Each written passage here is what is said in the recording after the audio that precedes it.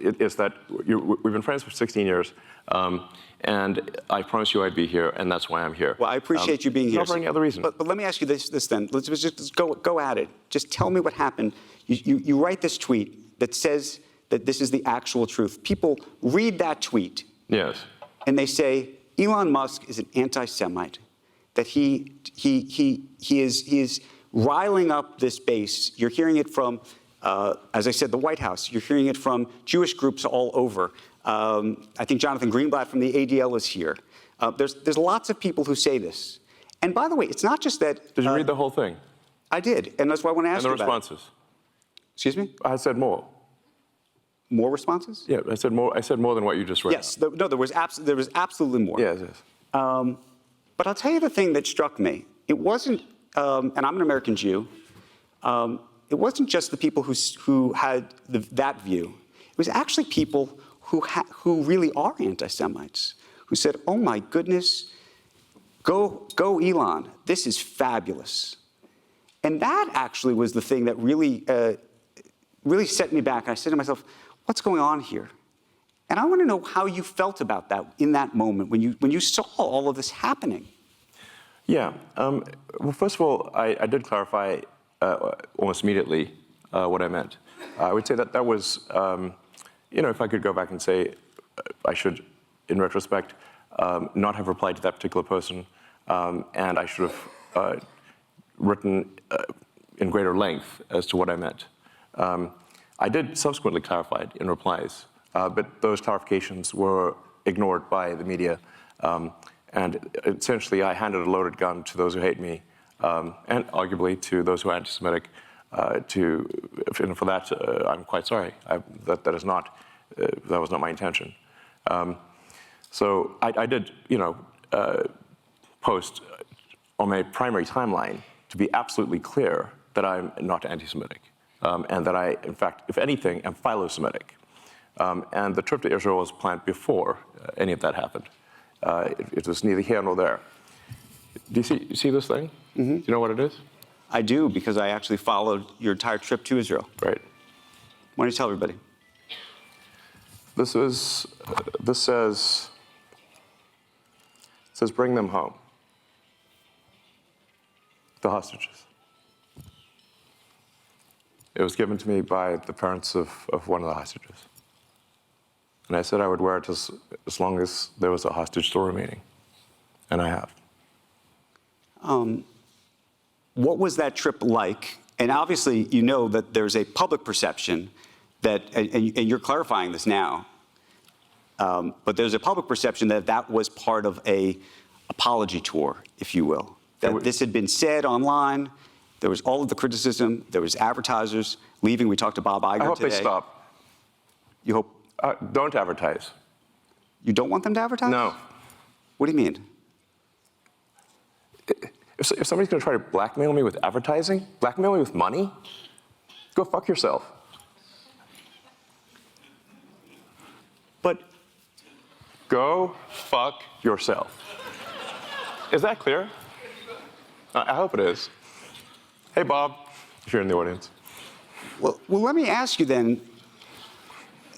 That's how I feel. Don't advertise. How do you think then about the economics of X? If part of the underlying model, at least today, and maybe it needs to shift, maybe the answer is it needs to shift away from advertising. If you believe that this is the one part of your business where you will be beholden to those who have this view, what do you do? F-Y. I understand that, but there's a reality too, right? Yes. No. I mean, Linda Yaccarino's right here, and she's got to sell advertising. Absolutely. So, totally. No. Actually, what this advertising boycott is going to do, it's going to kill the company. And do you think that and the whole world will know that those advertisers killed the company, and we will document it in great detail. But those advertisers, I imagine, are going to say, we didn't kill the company. Oh yeah. They're going to say, tell it to Earth. But they're going to say, Elon, that you killed the company because you said these things, and that they were inappropriate things, and that they didn't feel comfortable on the platform, right? That's what they're going to say. And let's see how Earth responds to that. So okay, then this goes back to we'll both make our cases, right? And we'll see what the outcome is. What are the economics of that for you? I mean, you have enormous resources, so you can actually keep this company going for a very long time. Would you keep it going for a long time if there was no advertising? I mean, if the company fails because of an advertiser boycott, it will fail because of an advertiser boycott. And that will be what bankrupted the company, and that's what everybody on Earth will know. But what do you think then of the, again, this goes back to the idea of trust, though. Then it'll be gone. And it'll be gone because of an advertiser boycott. But you recognize that some of those people are going to say that they didn't feel comfortable on the platform. And I just wonder and ask you and think about that for a second. Tell it to the judge. But the judge is going to be... The judge is the public. And you think that the public is going to say that Disney is making a mistake? Yes. And they're going to boycott Disney? They already are. Well, there are some that are for lots of different reasons. But you think that this is going to... that you have the... This goes to actually the interesting of power and leverage. Let the chips fall where they may. Let the chips fall where they may. Can I ask why that is the approach? And I ask it because you've been What's the other approach? Well, you've been very particular about the approach to Tesla. When you think about the engineering involved in that, the approach to SpaceX, the approach to some of the stuff you're doing with AI has been very specific, right? There's not a let the chips fall where they may approach to those businesses, I don't think. No, we focus on making the best products. And Tesla's gotten to where it's gotten with no advertising at all. I understand that. Tesla currently sells twice as much in terms of electric vehicles as the rest of electric car makers in the United States combined. Tesla has done more to help the environment than all other companies combined. It would be fair to say that, therefore, as a leader of the company, I've done more for the environment than everyone else, any single human on Earth. How do you feel about that? No, how do I feel about that? Yeah, no, I'm asking you personally how you feel about that, because we're talking about power and influence and... I'm saying what I care about is the reality of goodness, not the perception of it. And what I see all over the place is people who care about looking good while doing evil. Fuck them. Okay? Let me ask you this, because I think part of this, by the way, there's some people who said, look, owning X to begin with has just created problems, that you've created so many amazing things that are changing our world. And I know you want to make X this fabulous town square free speech platform, but that unto itself, that has created such a distraction of all of these things. This is the conversation we're having. We're not focused, or we're not talking at least yet, and we will. On Tesla, you have your Cybertruck deliveries tomorrow and everything else that you're doing. But yes, is there any... it will be the biggest product launch of anything by far on Earth this year. Is there any part of you, though, that just says, you know what, I just shouldn't have done this, or maybe I should sell it or give it away or do something else with the X piece of it? Yeah. Given the propensity for some of the things that you do and say on that platform to create these issues. Yeah.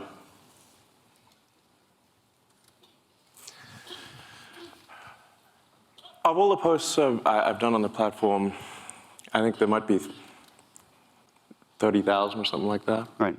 Once in a while, I will say something foolish. And I have. And I would certainly put that comment, that you said the actual truth, among perhaps one of the most foolish, if not the most foolish thing I've ever done on the platform. And I did do my best to clarify afterwards that, I certainly do not mean anything anti-Semitic in that. The nature of the criticism was simply that the Jewish people have been persecuted for thousands of years. There is a natural affinity, therefore, for persecuted groups. This has led to the funding of organizations that essentially promote any persecuted group or any group with the perception of persecution. This includes radical Islamic groups. Everyone here has seen the the massive demonstrations for Hamas in every major city in the West. That should be jarring. Well, a number of those organizations received funding from prominent people in the Jewish community. Right. They didn't expect that to happen. But if you generically, right, without condition, sort of fund, if you fund persecuted groups, in general, some of those persecuted groups, unfortunately, want your annihilation. And what I meant by that, when I subsequently clarified, is that it's unwise to fund organizations that support groups that want your annihilation. Is this coming across clearly? Yeah, at no, this it point? is. My question to you, though, I think logically this makes a lot of sense. Is there any part of you, I mean, just tell me what happens, though, once all this happens? Let's say you fund a group, and that group supports Hamas, who wants you to die. Perhaps you should not fund them. Right. But you do. Thank you.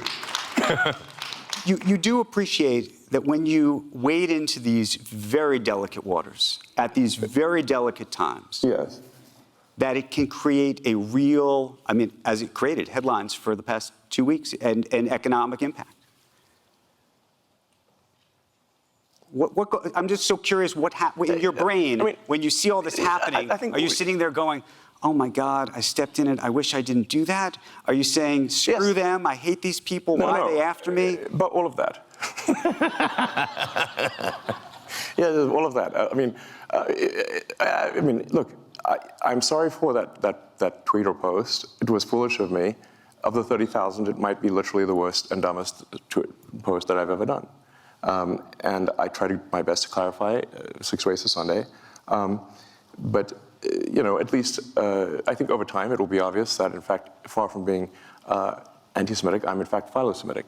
And all the evidence in my track record would support that. Let me ask you this, though. There are people who say crazy things on X, as you know. Maybe you think they're crazy, maybe they're not. The aspiration for X is to be the global town square. Now, if you were to walk down to, let's say, Times Square, right? Do you occasionally hear people saying crazy things? Yes, but Yes. they're not. But they don't have the megaphone, right? And that's the conundrum. No, right? They can only say it to the 50 or 100 people that are standing there in Times Square. They don't have a mega. I mean, look, the joke I used to make about old Twitter was it was like giving everyone in the psych ward a megaphone. I'm aware that things can get promoted that are negative beyond the sort of circle of somebody simply screaming crazy things in Times Square, which happens all the time.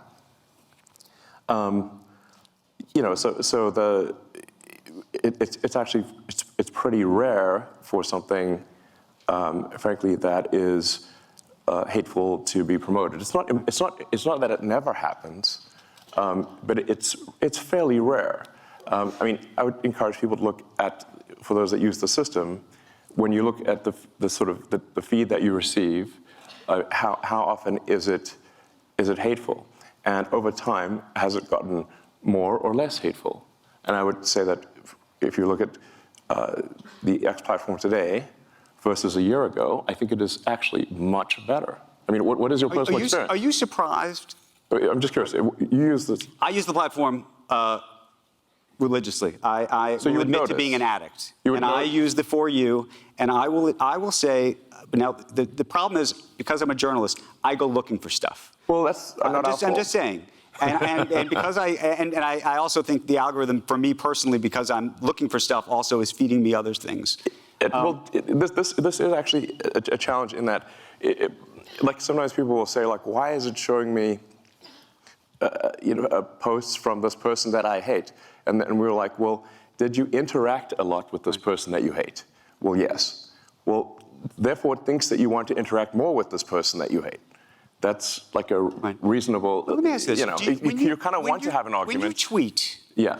Do you ever post? Let's say post. When you post. Listen, I'm open. If anyone can come up with a better word, that would be great. When you post, though... But the least bad word I can think of is post. Yeah. When you post, though, are you trying to rile up either a base or an audience? Do you recognize the power you have in that? And also, by the way, not just rile up one version of side of it, but also rile down, which is to say, as I said, there are people who are demonstrably anti-Semitic on the site. I get Jew boy things and all sorts of things that come my way. Hey, for a while they thought I was Jewish, so they would, I'd get it too. But the question is, my name is super Jewish. Do you ever think to yourself, you know what? I'm going to go online and I'm going to say, these people, I condemn these people that are on my site saying these things. Because I think I have. You say I've condemned anti-Semitism, but do you ever go? Yeah, I said I've condemned. I literally posted I condemn anti-Semitism in all its forms. Like that is a literal, I believe, literal post that I made. I mean, I'm like, listen, if I can get out the thesaurus, if you, and we could, Let me ask you a different question. You compose it, I'll post it. Okay, let me ask you this. You were on a podcast about a month ago, and you said something that struck me, and it struck me as accurate, came out of your mouth, so hopefully it is. But I'm hoping we go deep on this. Just because it came out of my mouth does not mean it's true. No, but you said my mind is a storm. I don't think most people would want to be me. They may think they want to be me, but they don't know. They don't understand. What did you mean by that? What was your mind being a storm? And I think it. I mean, I have known you for quite some time. I think it is a bit of a storm. Yes. Yeah. I mean, in as much as a weather metaphor makes sense, my mind often feels like a very wild storm. I mean, I have a fountain of ideas. I mean, I have more ideas than I can possibly execute. So I have no shortage of ideas. Innovation is not the problem. Execution is the problem. I've got a million ideas. I mean, I've got an entire design for an electric supersonic vertical takeoff jet, but I just can't do that as well. I've had that for 10 years. And there's a million things. But is your storm a happy storm?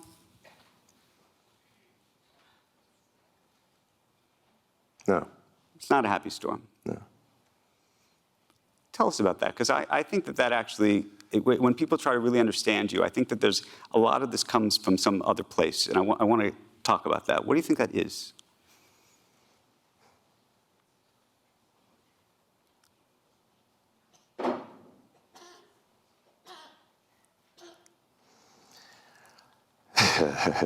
We really need like a psychiatrist couch here or something.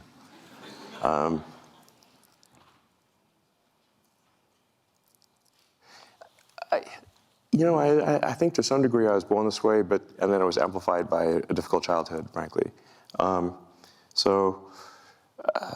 I can remember even in happy moments when I was a kid that it just feels like there's just a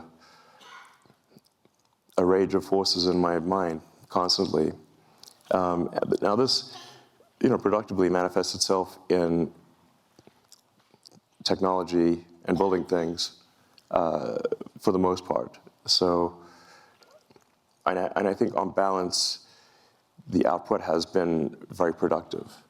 I think the results, as we discussed earlier with SpaceX, Tesla, PayPal, which is still going today. The first internet company that I started, in fact, the first internet company I started, Zip2, was funded by a New York Times company, Hearst Knight Ridder, and in fact, we wrote some of the software for the New York Times website, and we helped bring online several hundred newspapers that previously were only in print. Now this is in the 90s, which at this point is like, I'm like a grandpa basically. The 90s and internet feels like a Precambrian era when there were only sponges. Anyway, I feel like a lot of productive things have been done, and you can also look at Tesla as being sort of many companies in one. Like our supercharging network is if the Tesla Supercharging Network were its own company, it would be a Fortune 500 company by itself. Just the supercharging system. We also make the cells. We build the power electronics and the powertrain from scratch. We have the most innovative structural design, the largest castings ever used. We have the best manufacturing technology at Tesla, better manufacturing technology than companies that have been doing it for 100 years. So these demons of the mind, are, for the most part, harnessed to productive ends. Okay, so let me ask you a question about that. But that doesn't mean that once in a while they, go wrong. And this is a question I think a lot of people, are always trying to figure out about not just you, but sometimes themselves. Meaning, what is driving all of this? You're doing all of these things. Do you think that you would be as successful, whatever success is, if it wasn't being driven by I think that there's something you're trying to prove, either to yourself or to somebody. I don't know. We're all trying to prove something. Maybe I'm trying to prove it to my mother. I don't know. No. If I were to describe my philosophy, it is a philosophy of curiosity. I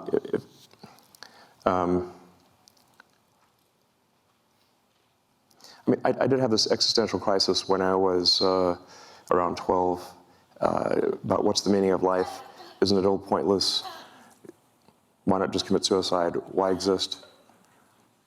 I read the religious texts. I read the philosophy books especially the German philosophy books, made me quite depressed, frankly. One should not read Schopenhauer and Nietzsche as a teenager. But then I read Douglas Adams' Hitchhiker's Guide to the Galaxy, which is a book on philosophy in the form of humor. And the point that Adams was making there was that we don't actually know what questions to ask. That's why he said that, the answer is 42. Like, basically, Earth's a giant computer, and it came up with the answer 42. But then to actually figure out what the question is, that's the actual hard part. And I think this is generally true also in physics. At the point at which you can properly frame the question, the answer is actually the easy part. So my motivation then was that, well, my life is finite, really a flash in the pan on a galactic time scale. But if we can expand the scope and scale of consciousness, then we are better able to figure out what questions to ask about the answer that is the universe. And maybe we can find out the meaning of life, or even what the right question to ask is. Where did we come from? Where are we going? Where are the aliens? Are there aliens? And these questions. And is there new physics to discover? Or is this, because there seems to be some real questions about dark matter and dark energy. And so the purpose of SpaceX is to extend life beyond Earth on a sustained basis, so that we can at least pass one of the Fermi great filters, which is that of being a single planet civilization.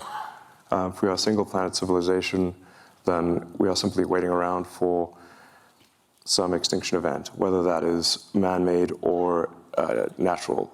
But if you're a single planet civilization, eventually something will happen to that planet and you will die. If you're a multi-planet civilization, you will live much longer.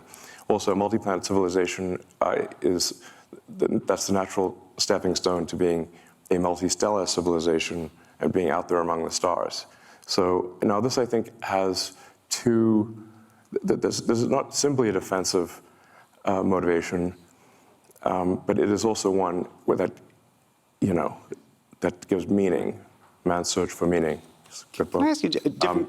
Let me finish this philosophy point, even though it may seem rather esoteric. It may resonate with a few people.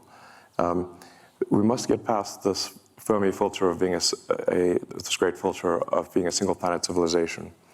And if we do that, we're more likely to understand the nature of the universe and what questions to ask. If you're a believer in the philosophy of curiosity, then I think you should support this ambition. But it's more, being a multi-planet species is more than simply, life insurance for life collectively.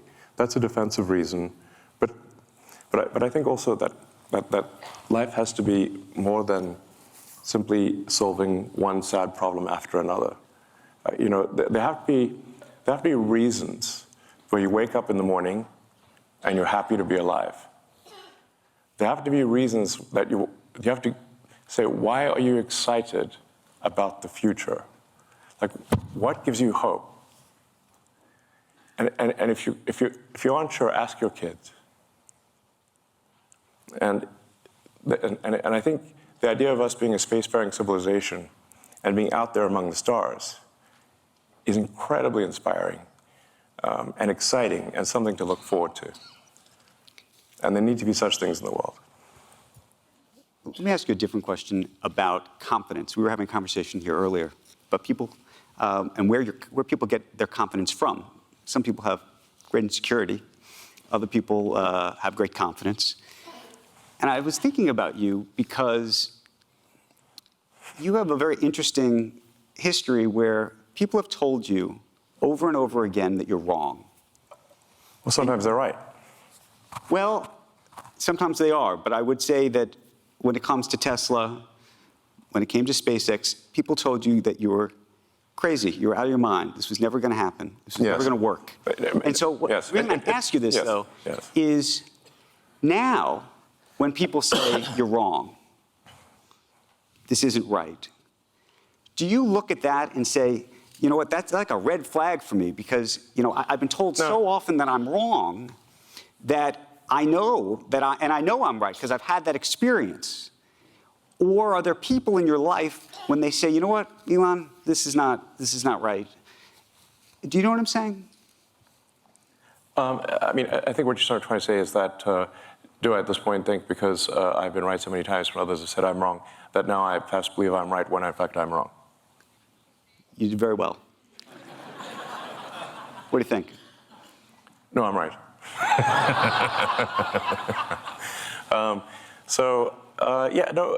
Look, here's the thing.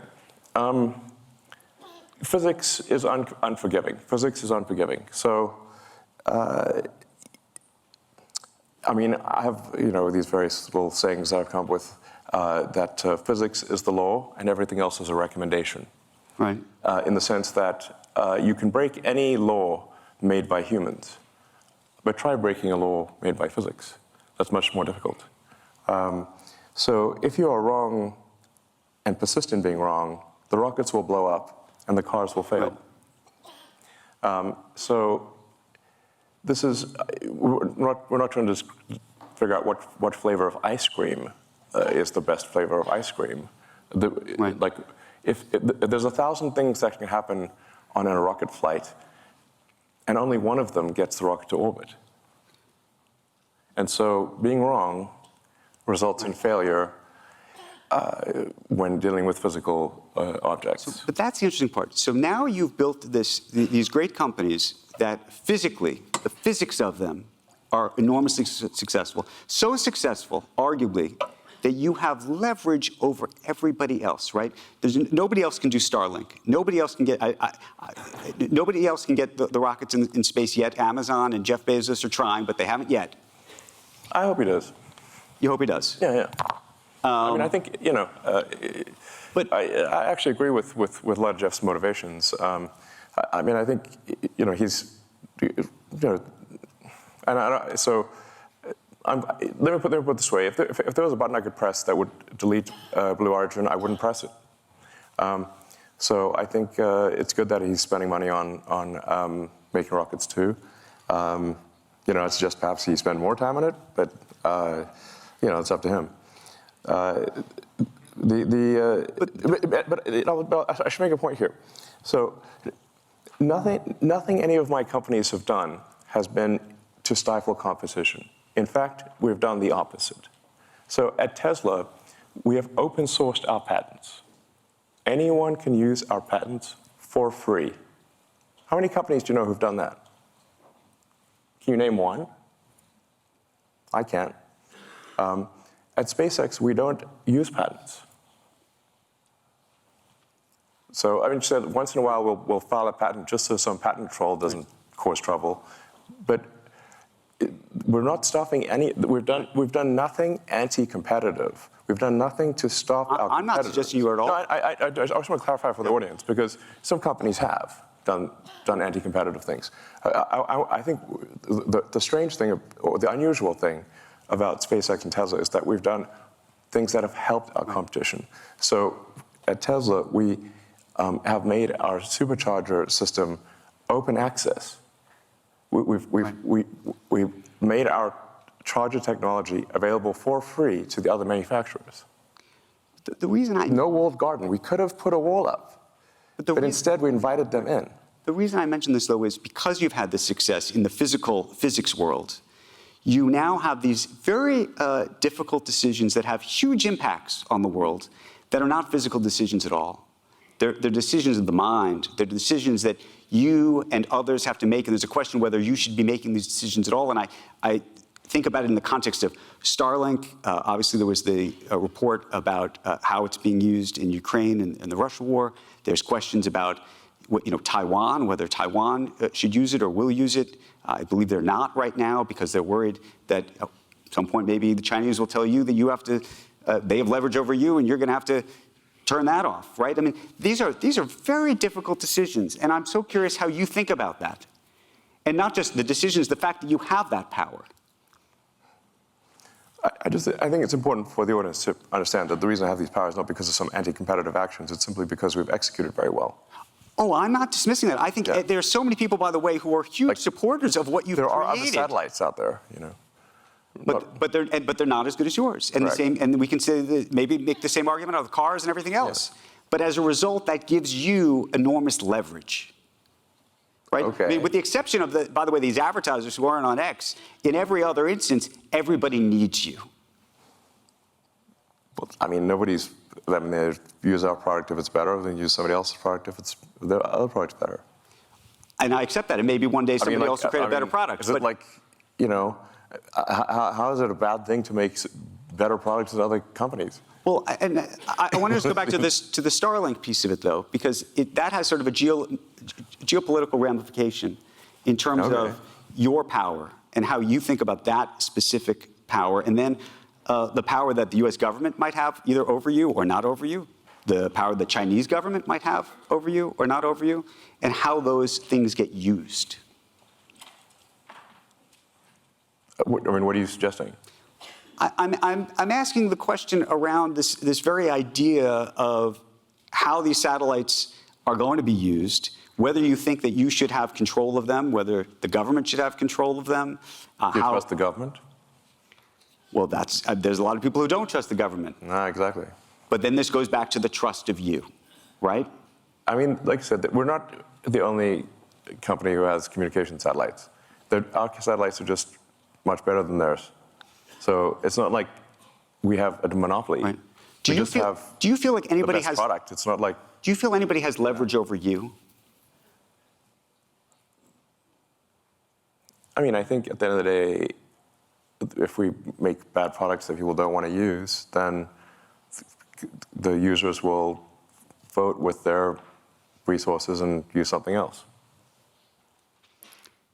Let me pivot the conversation for a second. I mean, certainly, my company's overseen by regulators, and while once since SpaceX, Starlink, Tesla are overseen by cumulatively over 100 regulators, in actually more than that, a few hundred regulators, because we're in 55 countries. If you sum up all the times that I had an argument with regulators, of hundreds of regulators over decades, it can sound really terrible, except they forgot to mention that there were 10 million regulations we complied with and only 5 that I disagreed with. But they list all the 5, and it sounds like, wow, this guy's a real maverick. I'm like, yeah, but what about the 10 million we complied with? One related thing on this, and the leverage of countries and things over you and regulators. X is this free speech platform. You do business in China, lots of business in China. That's an important part of your business, I imagine. Well, not SpaceX. How do you think about the leverage that the Chinese have over you? And do they have leverage over you? And how do you feel about, some people would say, is it hypocritical for you to be doing business in China, or frankly in other countries as it relates to X and other things, that don't follow this free speech path that you have espoused? The best that the X platform can do is adhere to the laws of any given country. Do you think there's something more we could do than that? I think it would be very hard, but I just wonder, given the sort of strong philosophical approach that you've been vocal about, whether you say to yourself, maybe I shouldn't be doing business in that country. Well, first of all, Starlink and SpaceX are no business in China whatsoever. Tesla has one of 4 vehicle factories in China, and China is, I don't know, a quarter of our market or something like that. So it's a quarter of the market of one company. The same is true, by the way, of all the other car companies. They also have something on that order of a quarter of their sales in China. So if that's a problem for Tesla, it's a problem for every car company.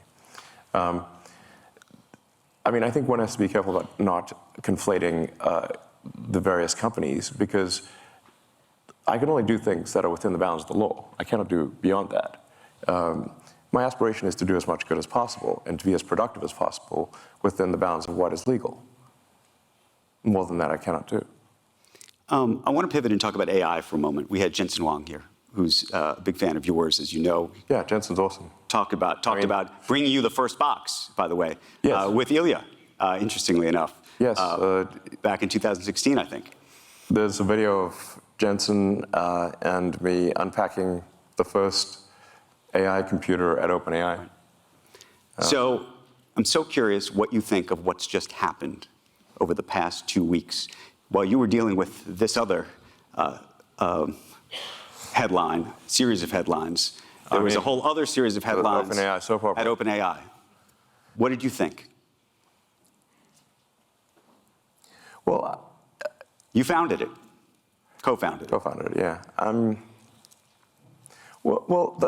The whole arc of OpenAI, frankly, is a little troubling, because the reason for starting OpenAI was to create a counterweight to Google and DeepMind, which at the time had 2/3 of all AI talent and basically infinite money and compute, and there was no counterweight. It was a unipolar world. And Larry Page and I used to be very close friends, and I would stay at his house, and I would talk to Larry into the late hours of the night about AI safety. And it became apparent to me that Larry did not care about AI safety. I think perhaps the thing that gave it away was when he called me a speciesist for being pro-humanity. As in, like a racist, right, but for species. So I'm like, wait a second, what side are you on, Larry? And then I'm like, okay, listen, this guy's calling me a speciesist. He doesn't care about AI safety. We've got to have some counterpoint here, because this seems like we could be, this is no good. So OpenAI was actually started, and it was meant to be open source. I named it OpenAI after open source. It is in fact closed source, super closed. It should be renamed super closed source for maximum profit AI. So, because this is what it actually is. Fate loves irony. In fact, a friend of mine says like the way to predict outcomes is the most ironic outcome is the most. It's like this Occam's razor, like the simplest sort of explanation is most likely. And my friend Jonah's view is that the most ironic outcome is the most likely. And that's what's happened with OpenAI. It's gone from an open source foundation, a 501c3, to suddenly it's like a $90 billion for-profit corporation with closed source. So I don't know how you go from here to there, but that seems like I don't know how you get, I don't know, is this legal? I'm so, like, that's legal? So as you saw Sam Altman get ousted Yeah. by somebody you know, Ilya, and Ilya was a friend of yours. Yes. You brought him there. Your relationship with Larry Page effectively broke down over you recruiting him away, I think. That's correct. That was the fight. Larry refused to be friends with me after I recruited Ilya. And so here's Ilya apparently saying something is very wrong. I think we should be concerned about this because I think Ilya actually has a strong moral compass. He thinks about, he really sweats it over questions of what is right. And if Ilya felt strongly enough to want to, fire Sam, well, I think the world should know what was that reason. Have you talked to him? I've reached out, but he doesn't want to talk to anyone. Have you talked to other people behind the scenes as this is all happening? I've talked to a lot of people. I've not found anyone who knows why. Have you? I think we are all still trying to find out. I mean, look, one of two things is either it was a serious thing and we should know what it is, or it was not a serious thing and then the board should resign. What do you think of Sam Altman? I have mixed feelings about Sam. I do, the ring of power, can corrupt. And this is the ring of power. So, I don't know. I want to know why Ilya felt so strongly as to fire Sam. This sounds like a serious thing. I don't think it was trivial. And I'm quite concerned that there's some, dangerous element of AI that they've created. Discovered? Yes. You think they've discovered something? That would be my guess. Where are you with your own AI efforts relative to where you think OpenAI is, where you think Google is, where you think the others are? I mean, on the AI front, I'm in somewhat of a quandary here because I've thought AI could be something that would change the world in a significant way since I was in college, like 30 years ago. So the reason I didn't go build AI right from the get-go was because I was uncertain about which edge of the double-edged sword would be sharper, the good edge or the bad edge. So I held off on doing anything on AI. I could have created, I think, the leading AI company, and kind of OpenAI actually kind of is that, because I was just uncertain if you make this magic genie, what will happen? Whereas I think building sustainable energy technology is much more of a single-edged sword that is single-edged good. Making life multiplanetary, I think single-edged good. Starlink, mostly single-edged good. Giving people better connectivity to people that don't have connectivity or it's too expensive, I think is very very much a good thing. Starlink was instrumental, by the way, in halting the Russian advance, and the Ukrainians said so. I think but with AI, you've got the magic genie problem. You may think you want a magic genie, but once that genie's out of the bottle, it's hard to say what happens. How far are we away from that genie being out of the bottle, you think? We think it's already out? The genie is certainly poking its head out. The AGI, the idea of artificial general intelligence, given what you now are working on yourself, and you know how easy or hard it is to train, to create the inferences, to create the weights. I hope I'm not getting too far in the weeds of just how this works, but those are the basics behind the software end of this. It's funny, all these weights, they're just basically numbers in a comma-separated value file. And that's our digital God. the CSV file. I found that funny. But that's kind of literally what it is. So I think it's coming pretty fast, you know. Is that, I mean, you famously have admitted to overstating how quickly things will happen, but how quickly do you think this will happen?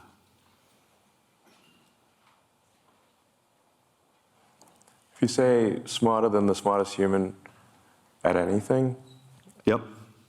it may not be then quite smarter than all humans, all machine-augmented humans, you know, because people have got computers and stuff. There's a higher bar. But if you say smarter than any, you know, can write as good a novel as, say, J.K. Rowling, or discover new physics, or invent new technology, I would say that we are less than 3 years from that point. Let me ask you a question about XAI and what you're doing. And because there's an interesting thing that's different, I think, about what you have relative to some of the others, which is you have data, you have information, you have all of the stuff that everybody in here has put on the platform to sort through. And I don't know if everybody realized that initially. What is the value of that?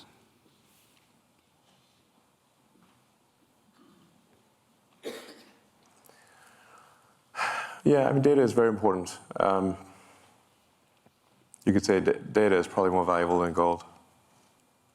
But then maybe you have actually, maybe you have more, maybe you have the gold in X in a different way.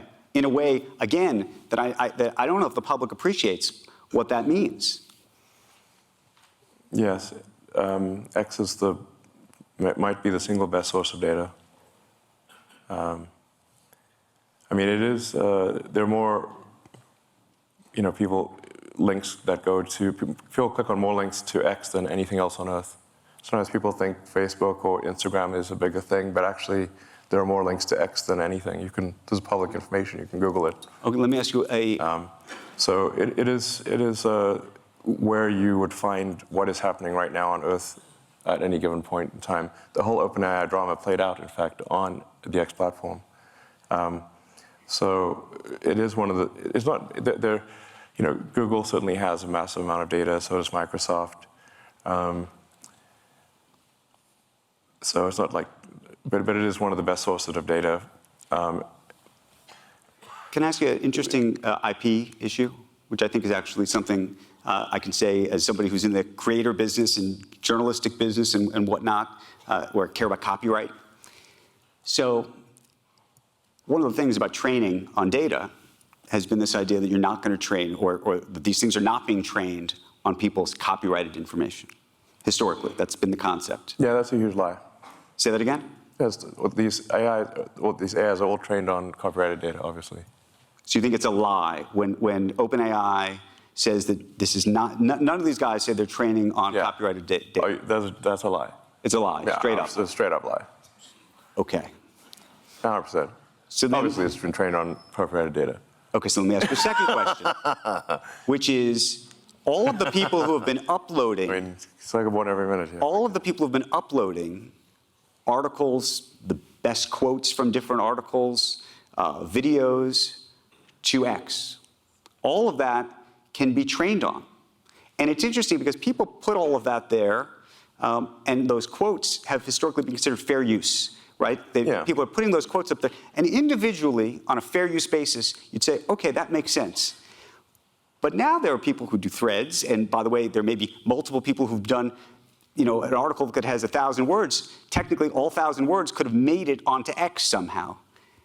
And effectively, now you have this remarkable repository. And I wonder how you think about that, again, and how you think the creative community and those who were the original IP owners should think about that. I don't know, except to say that by the time these lawsuits are decided, we'll have digital God. So ask digital God at that point. These lawsuits won't be decided before on a time frame that is relevant. But is that a good thing or a bad thing?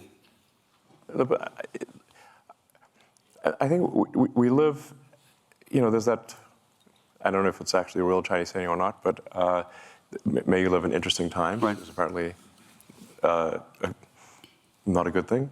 But I would prefer to, personally, I would prefer to live in interesting times. And we live in the most interesting of times. I think, and for a while there, I was like really getting demotivated and losing sleep over the sort of the threat of AI danger. And then I finally sort of became fatalistic about it and said, well, even if I knew it was, annihilation was certain, would I choose to be alive at that time or not? And I said I probably would choose to be alive at that time because it's the most interesting thing, even if there's nothing I could do about it. So then, then basically sort of a fatalistic resignation helped me sleep at night because I was having trouble sleeping at night because of AI danger. Now, what to do about it? I mean, I've been the biggest, the one banging the drum the hardest, by far the longest, or at least one of the longest for AI danger. And these regulatory things that are happening, the single biggest reason they're happening is because of me. Do you think they're ever going to get their arms around it? We talked to the vice president this afternoon. She said she wants to regulate it. People have been trying to regulate social media for years and have done nothing effectively. Well, there's regulation around anything which is like a physical danger or a danger to the public. So like cars are heavily regulated, communications are heavily regulated, rockets and aircraft are heavily regulated. The general philosophy about regulation is that when something is a danger to the public, that there needs to be some government oversight. So I think, in my view, AI is more dangerous than nuclear bombs. And we regulate nuclear bombs. You can't just go make a nuclear bomb in your backyard. I think we should have some kind of regulation with AI. Now, this tends to cause the AI accelerationists to get up in arms because they think AI is sort of heaven, basically. But you typically don't like regulation. You've pushed back on regulators for the most part in the world of Tesla. So many instances where we read articles about you pushing back on the regulators. I'm so curious why, in this instance, now you own one of these businesses. As I said a moment ago, one should not take what is viewed in the media as being the whole picture. There are literally hundreds, this is probably not an exaggeration, so there are probably 100 million regulations that my companies comply with. And there are probably 5 that we don't. And if we disagree with some of those regulations, it's because we think the regulation that is meant to do good doesn't actually do good. But that's an interesting thing. Defying regulations for the question is, if there are laws and rules, whether the idea is that you're making the decision that the law and the rule shouldn't be the law and the rule, and then, right? Isn't? No, I'm saying you're fundamentally mistaken, and it should be obvious that you're mistaken. My company's automotive is heavily regulated. We would not be allowed to put cars on the road if we did not comply with this vast body of regulation. Now, you could fill up the stage with literally, 6 foot high, with the regulations that you have to comply with to make a car. Right. Would make you could have a room full of phone books. That's how big the regulations are. And if you don't comply with all of those, you can't sell the car. And if we don't comply with all the regulations for rockets or for Starlink, they shut us down. So in fact, I am incredibly compliant with regulations. Now, once in a while, there'll be something that I disagree with. The reason I would disagree with it is because I think the regulation in that particular case, in that rare case, does not serve the public good. And therefore, I think it is my obligation to object to a regulation that is meant to serve the public good but doesn't. That's the only time I object, not because I seek to object. In fact, I'm incredibly rule-following. Let me ask you a separate question, a social media-related question. We've been talking about TikTok today, ahead of the election. Sure. TikTok is... What do you think of TikTok? Do you think it's a national security threat?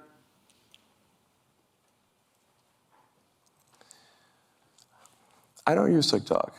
Say that again? You don't? I don't personally use it. But for people for teenagers and people in their 20s, they seem almost religiously addicted to TikTok. some people will watch TikTok for like 2 hours a day.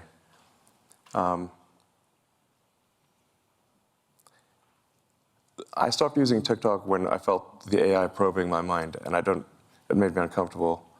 So I stopped using it. And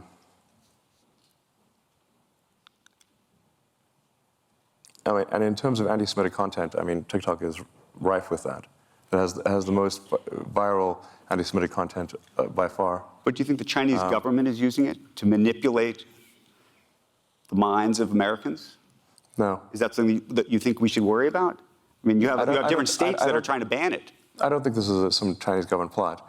But it is, the TikTok algorithm is entirely AI powered. So it is really just trying to find the most viral thing possible. It's what is going to keep you glued to the screen. Right. That's it. Now, on sheer numbers, there are on the order of 2 billion Muslims in the world, and I think much smaller number of Jewish people. What, 20 million, something? Many orders of magnitude fewer. So if you just look at content production, just on sheer numbers basis, this is going to be overwhelmingly anti-Semitic. Let me ask you a political question. And I've been trying to square this one in my head for a long time. Yeah. In the last 2 or 3 years, you have moved decidedly to the right, I think. Have I? Well, we can discuss this. I think that you have been espousing and promoting a number of Republican candidates and others. You've been very frustrated with the Biden administration over, I think, unions and feeling like they did not respect what you've created. Well, I mean, without doing nothing to provoke the Biden administration, they held an electric vehicle summit at the White House and specifically refused to let Tesla attend. This was in the first 6 months of the administration. And we inquired, we're like, we literally make more electric cars than everyone else combined. Why are we not allowed? Why are you only letting Ford, GM, Chrysler, and UAW, and you're specifically disallowing us from the EV summit at the White House? We'd done nothing to provoke them. Then Biden went on to add insult to injury and publicly said that GM was leading the electric car revolution. This was in the same quarter that Tesla made 300,000 electric cars and GM made 26. Does that seem fair to you? So, but tell me this then. It doesn't seem fair. And I've asked repeatedly, you've probably seen me. And by the way, I had a great relationship with Obama. So there was not a. So, but then there's I voted this. for Obama. I stood in line for 6 hours to shake Obama's hand. Okay. So let me just ask on a personal level. I can see it in your face. This hurt you personally. And it hurt the company too.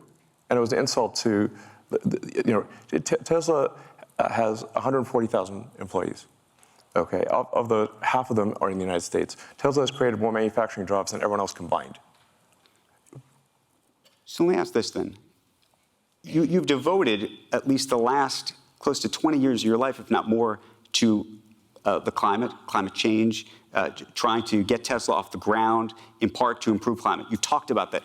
Yeah, a real right-wing motive. Repeatedly. God, far right, if anything. I understand that. And then it's a reverse psychology next level. Well, no, but so here's then the question, which is how do you square the support that you have given? I believe you were at a fundraiser for Vivek Ramaswamy, for example, who says that the climate issue is a hoax, right? Yeah, I disagree with him on that. But I would think that would be such a singular issue for you.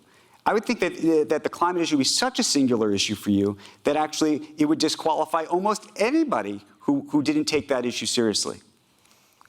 Well, I haven't endorsed anyone for president. I mean, I wanted to hear what Vivek had to say because I think some of his things some of the things he says I think are pretty solid.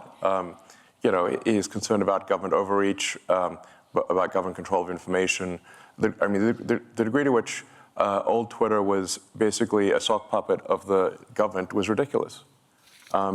So, it seems to me that there's a very severe violation of the First Amendment in terms of how much government control, how much control the government had over old Twitter, and it no longer does. So, there's a reason for the First Amendment. The reason for the First Amendment for freedom of speech is because the people that immigrated to this country came from places where there was not freedom of speech, and they were like, you know what, we got to make sure that that's constitutional, because where they came from, if they said something, they'd be put in prison, or there'd be, something bad would happen to them. So, and freedom of speech, you have to say, when is it relevant? It's only relevant when someone you don't like can say something you don't like, or it has no meaning. And as soon as you sort of, throw in the towel and concede to censorship, it is only a matter of time before someone censors you. And that is why we have the First Amendment. Could you see yourself voting for President Biden? If it's a Biden-Trump election, for example?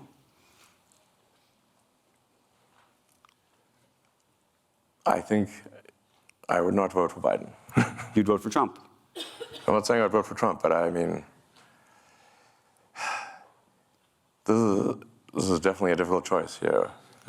Would you vote for Nikki Haley? Nikki Haley, by the way, wants all social media names to be exposed, as you know. No, I think that's outrageous. Yeah, no, I'm not going to vote for some pro-censorship candidate. Like I said, I mean, I think you have to consider that there is a lot of wisdom in these amendments, in the Constitution.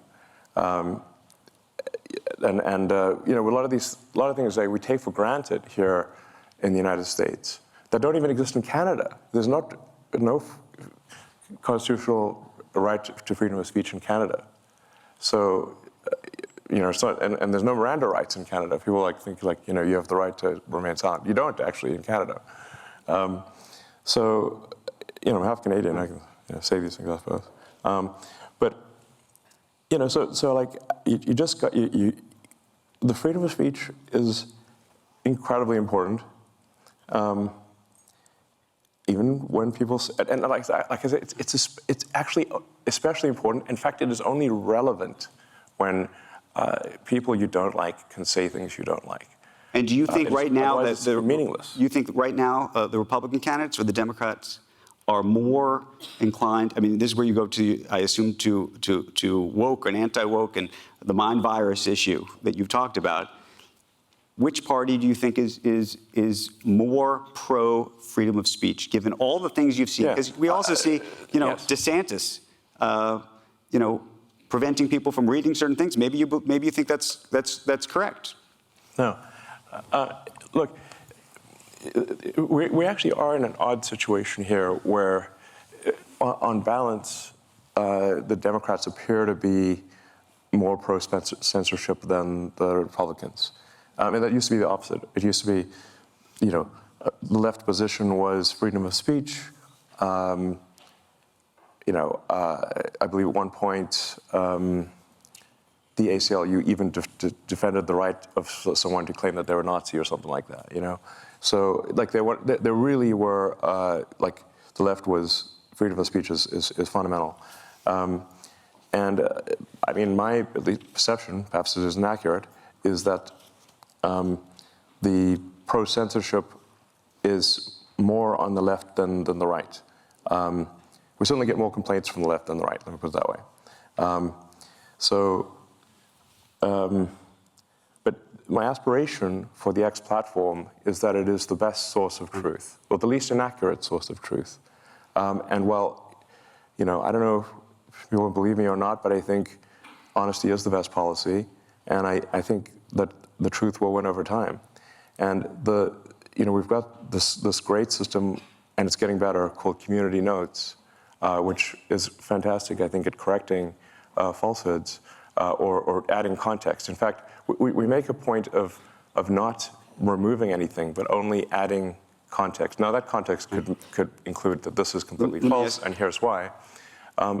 And no one is immune to this. I'm not immune to it. Advertisers are not immune to it. In fact, we've had community notes, which has caused us some loss in advertising, speaking of loss in advertising revenue. If a community note, if there's false advertising, the community note will say, this is false, and here is why. I mean, and there's one specific example that is public knowledge, so I'll mention it, which is at one point Uber had this ad which said, earn like a boss. And it was community noted, if by boss you mean $12.47 an hour, this did cause at least a temporary suspension of advertising from Uber. I got to ask you a question that might make everybody in the room uncomfortable or not uncomfortable, but it goes to the free speech issue. The New York Times company and the New York Times newspaper, it appeared over the summer to be throttled. What did? The New York Times. Well, we do require that that everyone has to buy a subscription, and we don't make exceptions for anyone. And I think if I want the New York Times, I have to pay for a subscription, and they don't give me a free subscription. So I'm not going to give them a free subscription. But were you throttling the New York Times relative to other news organizations, relative to everybody else? Was it specific to the Times? They didn't buy a subscription. By the way, it only costs like $1,000 a month. So if they just do that, then they're back in the saddle. But you are saying that it was throttled. No, I'm saying. I mean, was there a conversation that you had with somebody? You said, look, you know, I'm unhappy with the Times. They should either be buying the subscription, or I don't like their content, or whatever. Any organization that refuses to buy a subscription is not going to be recommended. But then, what does that say about free speech? And what does that say about amplifying free speech certain is not exactly voices? Free. It costs a little bit. Right, but that's an interesting. You know, it's like in South Park where they say, you know, freedom isn't free. It costs $1.05 or whatever. But it's pretty cheap. Okay. It's low cost freedom. I got a couple more questions for you. You're headed back to Texas after this to launch the Cybertruck. Yeah. It's going to be a big launch. But I wanted to ask you right now, more broadly, just about the car business and what you see actually happening. And specifically, the government put in place lots of policies, as you know, to try to encourage more EVs. And one of the things that's happened uniquely is you have now a lot of car companies saying, actually, this is too ambitious for us. These plans are too ambitious. 4,000 dealers, I don't know if you saw just yesterday, sent a letter to the White House saying, this has gone too far. You're going too far. You had this anti-EV? It was this is going too fast, too far, and that there's not enough demand. Underneath all of this is this idea that maybe there's not enough demand for EVs, that the American public has not bought into they bought into it with your company, but they haven't bought into it broadly enough. Well, I think if you make a compelling electric car, people will buy it, no question about it. I mean, electric car sales in China are gigantic. That's by far the biggest category. Right. And I think that would be the case, you know. I mean, it's worth noting, okay, so probably the best refutation of that is that the Tesla Model Y will be the best-selling car of any kind on Earth this year. Of any kind, gasoline or otherwise. Is there another car company that you think is doing a good job with EVs? I mean, I think the Chinese car companies are extremely competitive. By far, our toughest competition is in China. So, I mean, there's a lot of people who out there who think like the top 10 car companies are going to be Tesla, followed by 9 Chinese car companies. I think they might not be wrong. So, China is super good at manufacturing, and the work ethic is incredible. So, you know, like if we consider different leagues of competitiveness at Tesla, we consider the Chinese league to be the most competitive.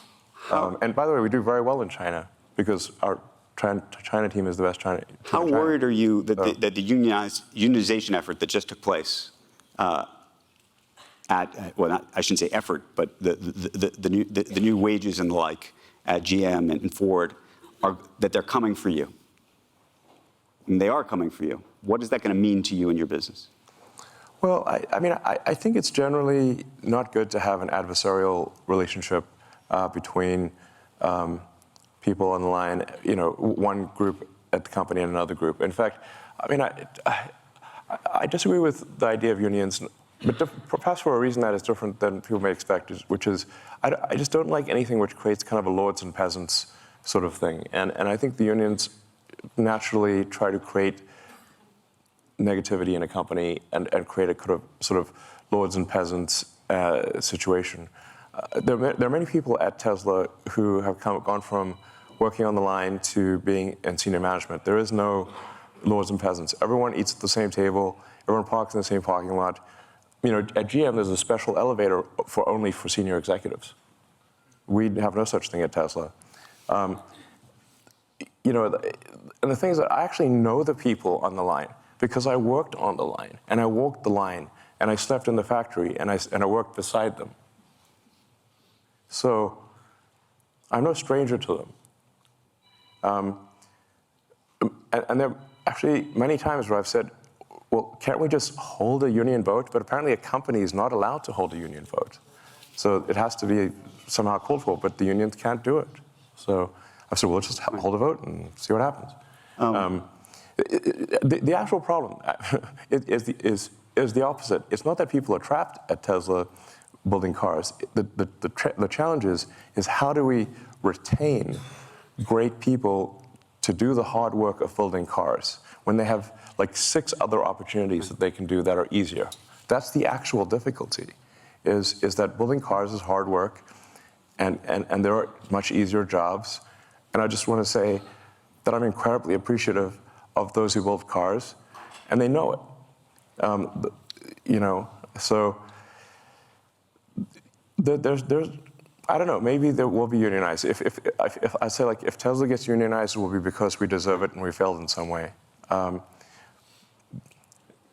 we certainly try hard to ensure the prosperity of everyone. We give everyone stock options. We've made many people who are just working the line, who didn't even know what stocks were, we've made them millionaires.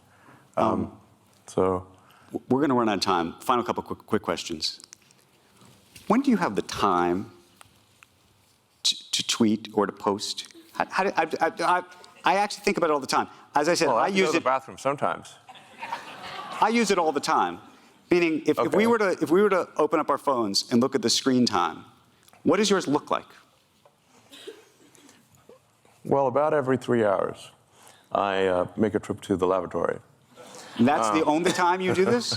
Seems like you're on there a lot. No, I mean, there'll be like brief moments between meetings. I mean, it's not, obviously I have like 17 jobs, so,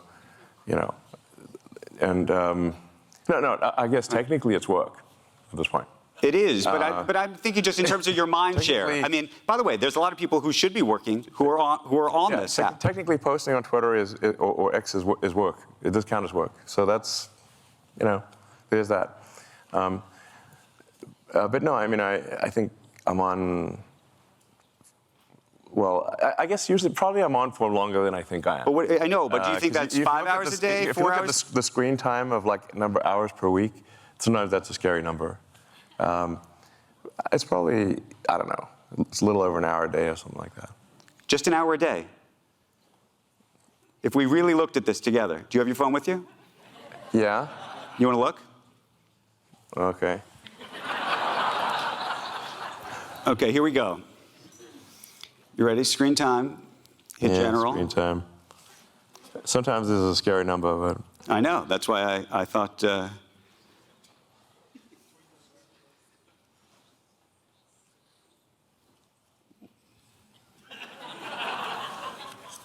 I just got a new phone, so I think this is not accurate because it says it's 1 minute.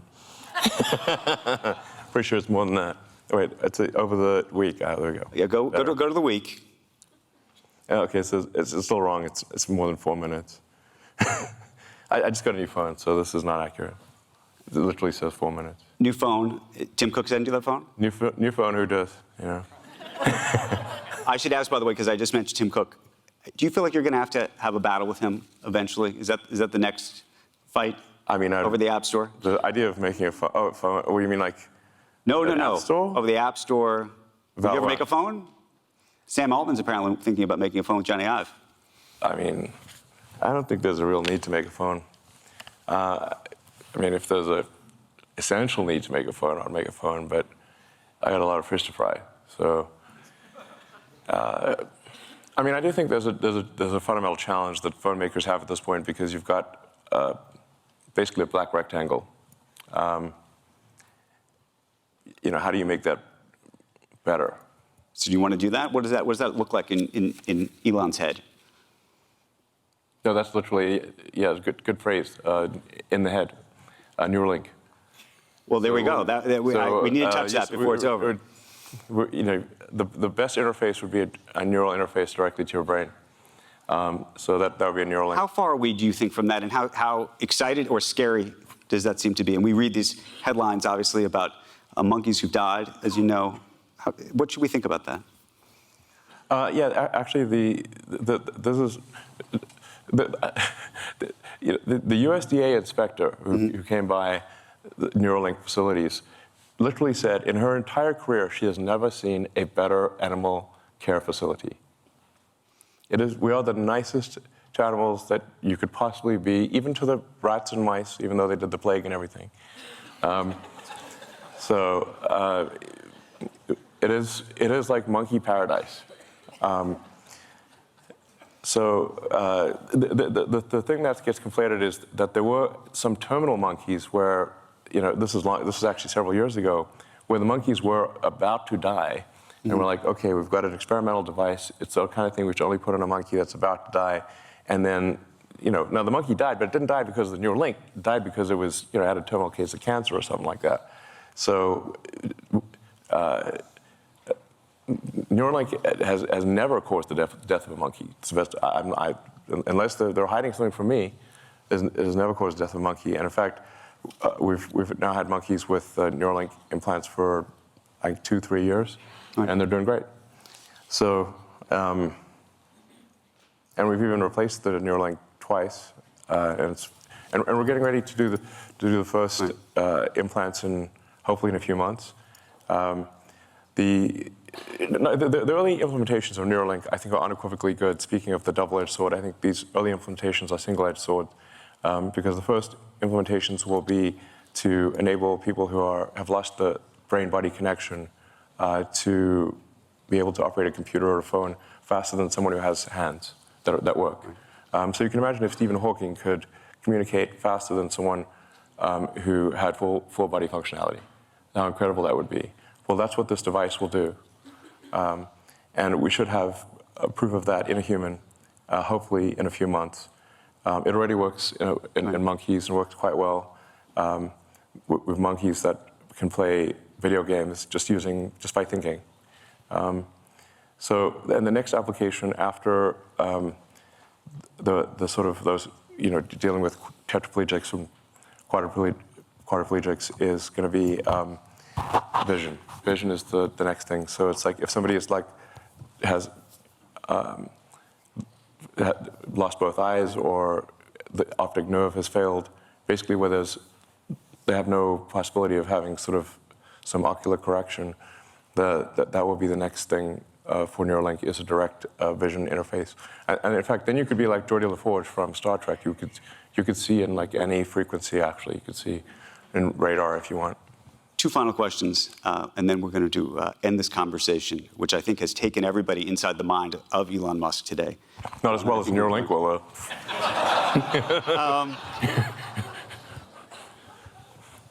It actually goes to self-driving cars and vision and everything else. And I asked this question of Pete Buttigieg, Transportation Secretary. It's actually something you retweeted, so I wanted to ask you the same question.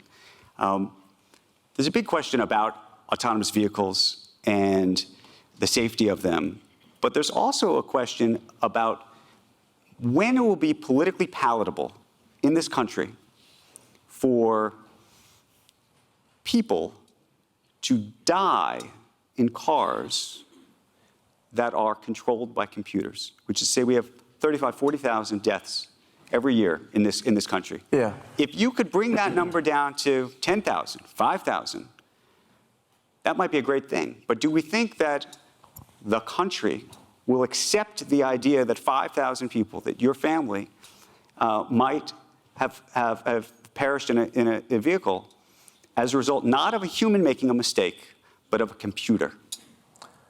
Yes. Well, first of all, humans are terrible drivers. So people text and drive, they drink and drive, they get into arguments, they do all sorts of things in cars that they should not do. So it's actually remarkable that there are not more deaths than there are. What we'll find with computer driving is, I think, probably an order of magnitude reduction in deaths. I think now, and the U.S. has actually far fewer deaths per capita than the rest of the world. If you go worldwide, I think there's something close to 1 million deaths per year due to automotive accidents. So I think computer driving will probably drop that by 90% or more. It won't be perfect, but it'll be 10 times better. And do you think that the public will accept that? Do you think the government will accept that? Well, in large numbers, it will simply be so obviously true that it really cannot be denied. And what do you think? I know we've talked about the timeline before, and I know people have criticized you for putting out timelines that may not have come true just yet. But what do you think it really is? And by the way, do you ever say to yourself, I shouldn't have said that? Sure, of course. Wait, I shouldn't have said that. I'm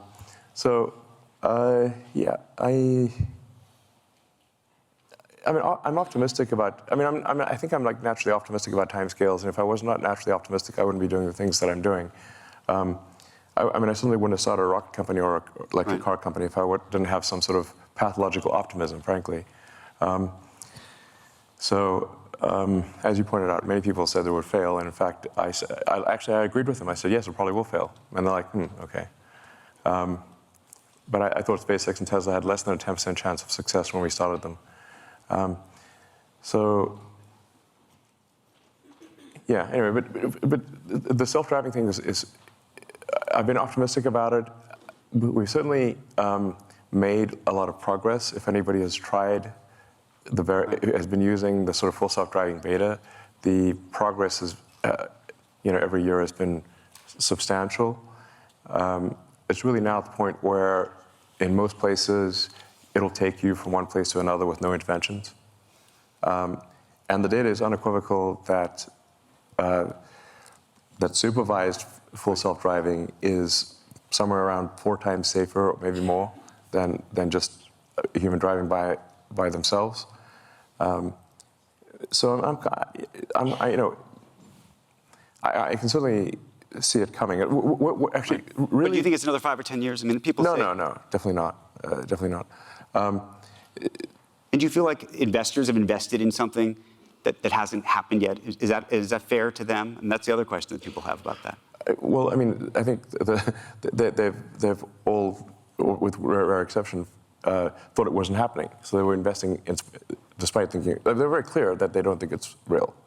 So they're not saying, we just believe everything Elon says, hook, line, and sinker. But the thing is that, I would be a fair criticism of me to say that I'm late, but it isn't. But I always deliver in the end. Let me ask you the final question. I took note of this. It was November 11th, and you took to Twitter and you wrote only 2 words. You said, amplify empathy. Right. I was taken aback by that, given all the things that have been going on in the world. Do you remember what you were thinking? Well, I think it's quite literally. I understand it, but what was going on? Why did you write that? Well, I was encouraging people to amplify empathy. Literally. I tend to be quite literal. But was there something that had happened that you had seen that you said to yourself, I want to say that? I think I was talking to some friends, and we all agreed that we should try to amplify empathy, and so I wrote amplify empathy. If you wanted an unvarnished look inside the mind of Elon Musk, I think you just saw it. Look, sometimes it's pretty simple, you know. Elon Musk, thank you very, very much for the conversation. All right, thank you. Appreciate it very, very much. Thank you. Thank you so much. Right. Here, take that with you for a second. Advertising may take a big dip. I'm just going to say a thank you to everybody who stuck around for what has been a remarkable day. We are so appreciative of everybody who has been with us for so many years, coming back to this every year. So thank you, thank you, thank you. I hope you had a great day, and I hope we have an opportunity to do this again. Elon Musk, everybody, thank you.